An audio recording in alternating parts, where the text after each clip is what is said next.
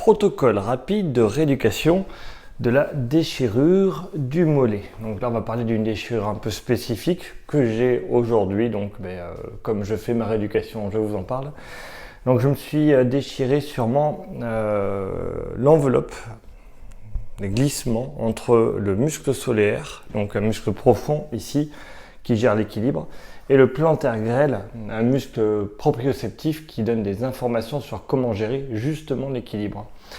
Donc le triceps, c'est ça, c'est deux gastrocnémiens, là on a deux gros trucs, deux gros muscles, qui permet vraiment de pousser.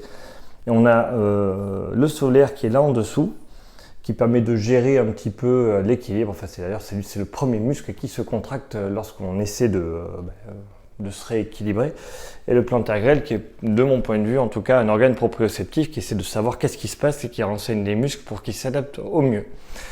Donc a priori, je me suis cassé ce truc-là en courant comme un idiot parce que j'avais pris une cuite, j'étais déshydraté, fatigué d'un week-end et je suis quand même allé courir sans m'écouter.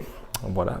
Et donc j'ai fait 5 km le matin avec 15 kg et après je suis rentré chez moi avec mon sac à dos 15 kg et j'ai accéléré alors que j'aurais pas dû. Je me sentais pas bien à moitié du chemin et j'ai continué. Moralité, les cordonniers sont les plus mal chaussés, ne faites pas comme moi.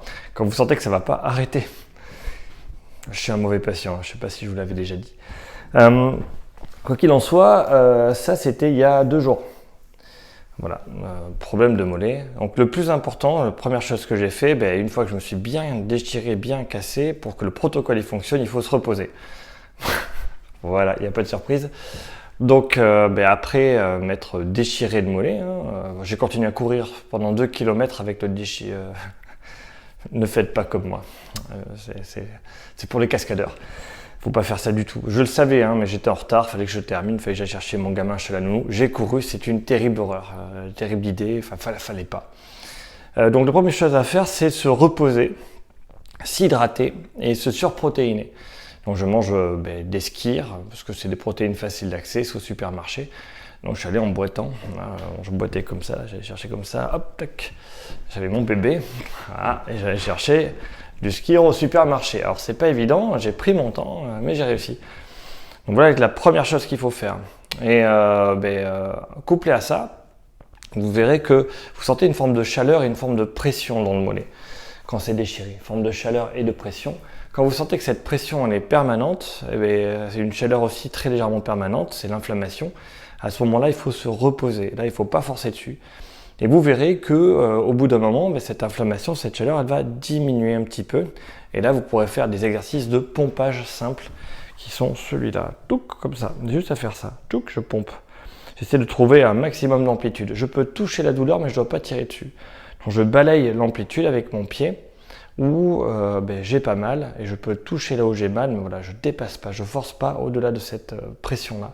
Ce que je faisais, moi, pour faciliter encore le drainage de l'inflammation, pour que l'inflammation s'en aille, c'est je mettais mon pied en l'air. J'étais sur mon canapé, les 2 pieds contre le mur, touc, touc, touc, touc, touc.